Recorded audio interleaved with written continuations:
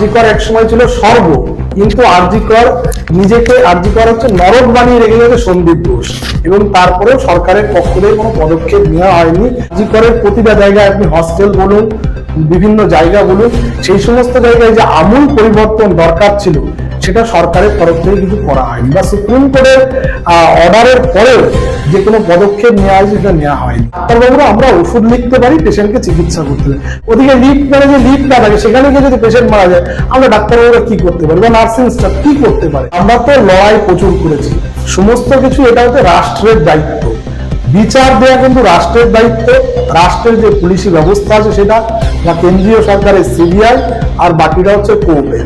কিন্তু এই কেসে, এই অভয়া কেসে প্রতিটা পদক্ষেপে যদি ভূমিকা দেখেন, প্রথমত কলকাতা পুলিশ, তাদের ভূমিকাও হচ্ছে অত্যন্ত খারাপ, সেটা নিয়ে ক্রিটিসাইজ করেছে সিবিআই নিজে এবং সুপ্রিম কোর্ট নিজেও, এবং পরবর্তীকালে সিবিআইও যে তদন্ত করেছে সেটাও কিন্তু বহু প্রশ্ন আমাদের সামনে এসছে।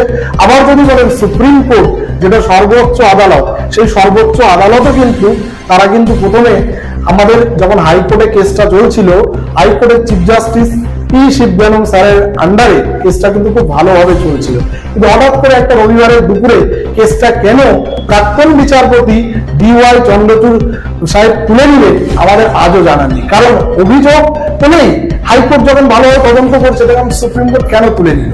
এবং পরবর্তীকালে দেখা গেল সুপ্রিম কোর্ট কিন্তু শুধুমাত্র ওই ডাক্তারদের দাবি দেওয়া, ওই task force, national task force, সেইটা নিয়ে ব্যস্ত থাকলো, অভয়ার বিচারটা নিয়ে কিন্তু খুব একটা বেশি আর ইন্টারেস্ট দেখানো না।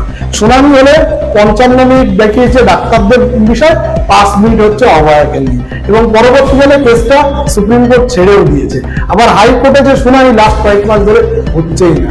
তার মানে এই যে আমি বিচার ব্যবস্থার প্রতি বিশ্বাস রেখেও বলছি, সম্মান জানিয়েও বলছি, কোনো জায়গায় কিন্তু এই মেয়েটা বিচারের জন্য যে একটা বন্দোবস্ত বা একটা আমরা মানে এরকম বিশ্বকল্পা রয়েছে তার একটা যে তাড়াতাড়ি ডিসপোজাল হবে সেটা কিন্তু কোনো কেউই করেনি। তাহলে আমরা কোথায় যাব? আজকেই অভয়ের মা বাবা রাজনীতিতে যোগ দিয়েছেন বলে ক্রিটিসাইজ করছেন অনেকেই, কিন্তু আমি এটা বলতে পারি যে তাদের দেয়ালে পিঠ ঠেকে গেছে, তারা কোনো রাস্তা পায়নি, তাদের মনে হয়েছে এটা করলে হয়তো বিচার পেতে পারে, তাই তারা গেছে। এবং আমার পূর্ণ সমর্থন থাকবে তাদের, যারা যারা তাদের বিরুদ্ধে কথা বলছে।